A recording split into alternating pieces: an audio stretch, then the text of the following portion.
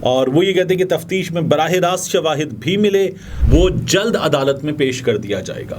4 مہینے سے زائد ہو چکے۔ اس کے بعد 2 اور لندن دوڑ گئے ہیں، انہیں پاکستان کے مسائل پاکستان میں حل کرنے ہیں۔ یہ بات اب تک سمجھ میں نہیں آئی ہے۔ اب تو لوگ نعرے لگا رہے نہ وہ باغی نہ غدار، قیدی نمبر 804، تیرا یار میرا یار، قیدی نمبر 804۔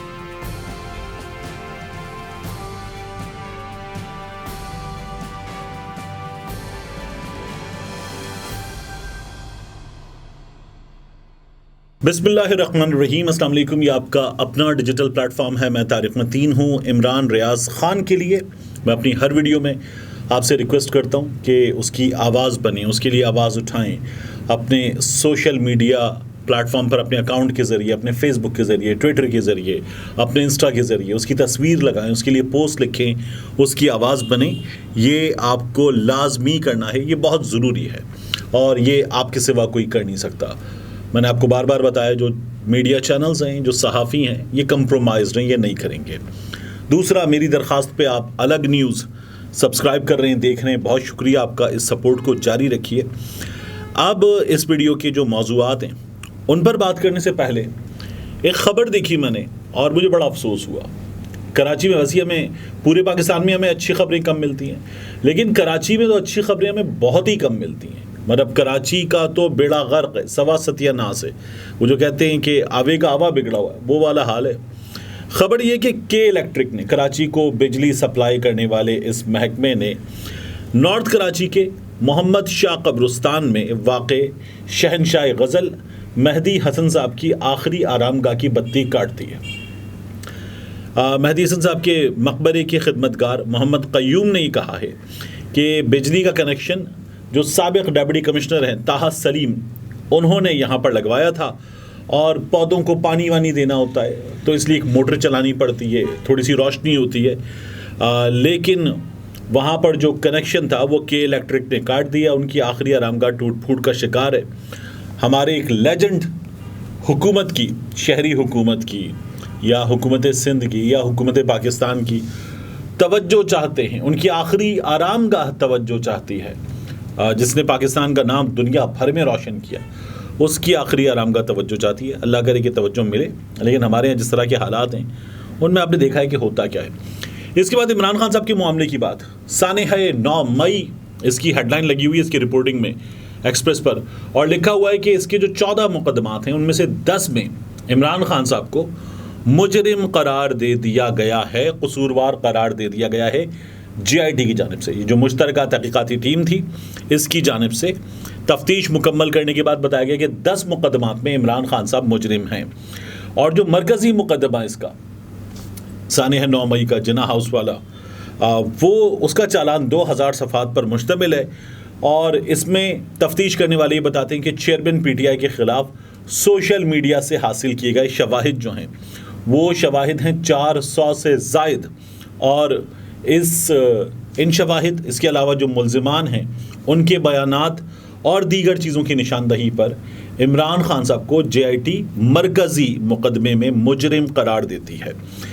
اس کے بعد جے آئی ٹی نے یہ کہا ہے کہ براہ راست جو ملوث ملزمان تھے، اس میں 80 ملزمان، ان کے بیانات میں یہ ایک سازش نظر آتی ہے، اور اس سازش میں عمران خان صاحب کا ایک مرکزی کردار ہے، جے آئی ٹی نے یہ کہا ہے۔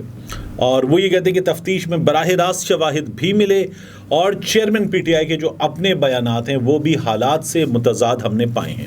اس روز کیا ہوا تھا، ایک بار پھر عمران خان صاحب نے صبح جاتے ہوئے ایک ویڈیو بیان دیا تھا، اور عمران خان صاحب نے اس ویڈیو بیان میں بتایا تھا کہ ان کی گرفتاری ہو سکتی ہے۔ پھر جن حالات میں ان کی گرفتاری ہوئی، اسلام آباد ہائی کورٹ میں عمران خان صاحب موجود تھے، اور عمران خان صاحب کو وہاں شیشے توڑ کر اس کمرے کے اندر سے نکال کر گرفتار کیا گیا تھا۔ اس کے بعد ہم نے پورے ملک میں مظاہرے دیکھے، بعض مقامات پر یہ مظاہرے رائٹلی رپورٹ کیا جانا چاہیے کہ ٹھیک ٹھاک پرتشدد ہو گئے تھے، اور ایسے پرتشدد کہ ان کا کیا دفاع کیا جائے۔ یعنی اس میں جو جناح ہاؤس ہے، عسکری ٹاور کی بات ہوتی ہے، جی ایچ کیو ہے، ان تمام چیزوں سے زیادہ مجھے جو خود لگتا ہے کہ وہ جو یادگار شہداء، جہاں شہداء کی تصاویر تھیں، آیات قرآنی تھیں، پیغامات تھے، وہاں نہیں ہونا چاہیے تھا، کچھ بھی نہیں ہونا چاہیے تھا کسی بھی صورت، لیکن یہ سب کچھ ہوا تھا. اور اس میں جو لوگ ملوث ہیں، عمران خان صاحب قید میں تھے، وہ گرفتار تھے، اور پھر عدالت نے ان کی گرفتاری کو غیر قانونی قرار دیا تھا. اسلام آباد ہائی کورٹ نے اسے درست قرار دے دیا تھا، لیکن عدالت نے، سپریم کورٹ نے غیر قانونی قرار دیا تھا. تو اس میں جو لوگ ملوث ہیں ان کے حوالے سے عمران خان صاحب نے بات کرتے ہوئے کہا تھا کہ یہ نہیں ہونا چاہیے تھا، لیکن انہوں نے کہا کہ اگر آپ مجھے، عمران خان صاحب کے اس جملے پر بڑا نون لیگ نے اور ہمارے یہاں صحافیوں نے بھی اور دیگر افراد نے بڑا برا بنایا کہ یہ کیا جملہ ہے کہ اگر آپ مجھے گرفتار کریں گے تو ریئیکشن تو آئے گا. تو عمران خان صاحب جو ہیں وہ پاکستان کی سب سے بڑی سیاسی جماعت کے سب سے مقبول رہنما ہیں. یہ عمران خان صاحب کا کہنا تھا کہ میری گرفتاری پر یہ ریئیکشن آنا تھا، اور یہ ریئیکشن اس لیے آیا. تو اب جو جے آئی ٹی وہ یہ کہتی ہے کہ دیگر 9 مقدمات میں 14 میں سے اس میں بھی ٹھوس شواہد ملے ہیں، اور ان شواہد کی روشنی میں چیئرمین پی ٹی آئی گناہ گار قرار پائے. ان 14 مقدمات کا جو چالان ہے، اب جے آئی ٹی کے الفاظ ہیں، وہ جلد عدالت میں پیش کر دیا جائے گا. 4 مہینے سے زائد ہو چکے، آج 12 تاریخ ہے، تو 9 مئی کے حساب سے 4 مہینے 3 دن بنتے ہیں، یہ ہو چکے ہیں. چالان اب تک پیش نہیں کیا گیا ہے. میری ایک سورس سے بات ہوئی، میں نے ان سے پوچھا، میں نے کہا یہ چالان کیوں نہیں پیش کیا جا رہا؟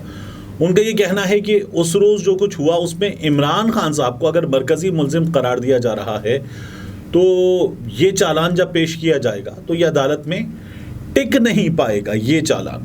تو اس لیے عمران خان صاحب جو ہیں وہ چونکہ سپریم کورٹ کا ایک فیصلہ موجود ہے، جسے نون لیگ والے کہتے ہیں بندیال صاحب نے عمران خان صاحب کی محبت میں دے دیا تھا، عشق کی اپنی مجبوری ہمارے صحافی کہتے ہیں، تو اس لیے جو ہے وہ ٹک نہیں پائے گا یہ عدالت میں. تو اس لیے چالان پیش کرنے میں یہ تمام تاخیر ہو رہی ہے عمران خان صاحب کے معاملے میں، یہ ایک سورس کا کہنا ہے. لیکن بہرحال 4 مہینے ہو گئے، یہ چالان اب تک پیش کر دیا جانا چاہیے تھا، مگر صورتحال ہمارے سامنے ہے کہ جس طرح سے یہ معاملات ہو رہے ہیں. اس کے بعد 2 اور لندن دوڑ گئے ہیں جو میں نے تھمبنیل میں لکھا ہوا ہے. اس کی ریزن یہ ہے کہ ویڈیو آئی ہے، خواجہ آصف صاحب، مریم اورنگزیب صاحبہ یہ لندن جا رہے ہیں. اس سے پہلے حمزہ شہباز لندن چلے گئے، اس سے پہلے شہباز شریف صاحب لندن چلے گئے، اور پھر لندن میں شہباز شریف صاحب رکیں گے. رانا ثناء اللہ نے بیان دے کر بتا دیا تب تک جب تک ان کا علاج مکمل نہیں ہو جاتا. تو شہباز شریف صاحب بھی وہاں پر ہیں، میاں صاحب پہلے سے وہاں پر ہیں، حمزہ شہباز وہاں پر پہنچ چکے ہیں.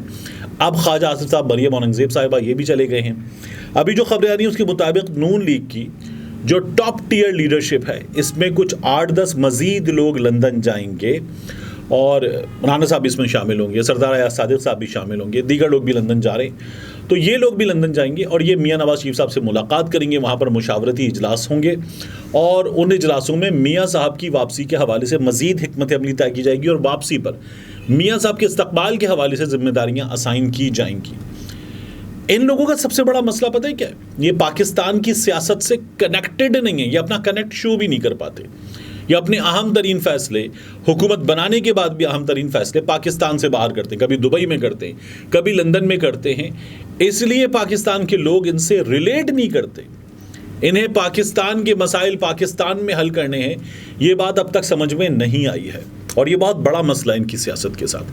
اور یہی چیز جو ہے میاں نواز شریف صاحب کے لیے مصیبت بنی ہوئی. اس سے پہلے میں نے ویڈیو میں آپ کو بتایا تھا، میں نے ٹویٹر پہ بھی کہا ہے کہ ممکنہ طور پر جو گرفتاری کی خبر آ رہی ہے وہ گرفتاری 20 ستمبر کے بعد 10 اکتوبر کے درمیان کسی وقت ہو سکتی ہے.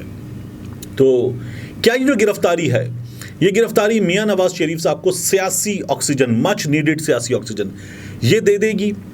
تو مجھ سے پوچھئے تو نہیں. فرض کیجئے ایک شخص گرفتار ہو بھی جاتا ہے تو اس کی گرفتاری سے میاں نواز شریف صاحب کن کن چیزوں کو ایک ڈھال کے طور پر اس گرفتاری کو اپنے سامنے رکھیں گے.